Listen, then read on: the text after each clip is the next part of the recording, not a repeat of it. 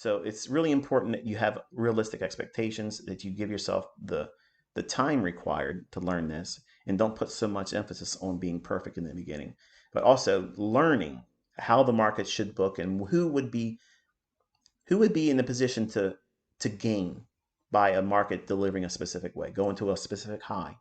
Who would get hurt there, and why would them specifically being hurt at that time, how would that be used advantageously by another group of speculators in the marketplace? What would be that narrative? So I try to teach that to my students, and I'm trying to teach you the building blocks of it here.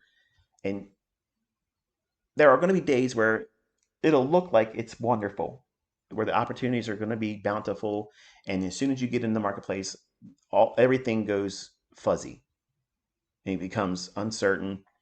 Your model doesn't look as so one-sided as it did before you put the trade on. In those instances, as soon as you feel that, okay, and if you're new and you haven't been doing it for a long time, the first thing you should do is immediately cut the risk in half. If you can't do it because you're only doing one of the smallest lot sizes or contracts, then close the trade. It's not beneficial for you in the beginning early stages for you to wrestle through uncertainty and spending not only the capital that's in the account, whether it be demo or a combine or a funded account or funded with a funding account company or live funds. It's not worth doing that in the early stages because that damage, where it's reasonable to expect that little tiny fish to come in here and take a chunk of your ass and you lose something. That's this business, folks. You're in the ocean now. When you're in here and you're trading, you're in here with other things that have teeth. And you're going to lose limbs, fingers, toes. It's going to happen. Okay? And you're going to have to still find a way to swim. Or you're eaten, or you're going to sink. And then when you sink, the bottom feeders will consume you. But you can't escape, something not biting you eventually. Having this mindset that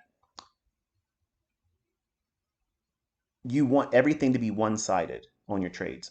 And as soon as they become potentially not so one-sided, the first rule of thought should be, okay, number one rule in trading is preserve capital. That means, okay, this trade is not so obvious to me right now. It looked really good. It wanted to go to this specific level, but now it hasn't done so. It hasn't performed that way, but it hasn't really done enough to make me think that it's entirely wrong. It's just I'm a little unsure about it now. When that happens, cut the trade in half. Or if you can't cut it in half, close it and then observe it, study it. Don't walk away from it thinking, oh, whatever, or get mad about because it didn't deliver like you wanted to. Watch it. Still try to get the experience from it with no risk. If it moves in your favor, okay, great. You kept yourself from spending mental capital, which many times is much more important than the actual capital in your account, because that can easily be replaced with working a second job, putting money from your savings into it. If you have a business, taking something that you sell and applying it to your account. That part's easy. You know what's hard? Getting back the mental capital that you caused a deficit in bankruptcy, of completely not trusting your model anymore because of one event, which one event doesn't change or upset any model, in my opinion. I don't care if it's even retail stuff.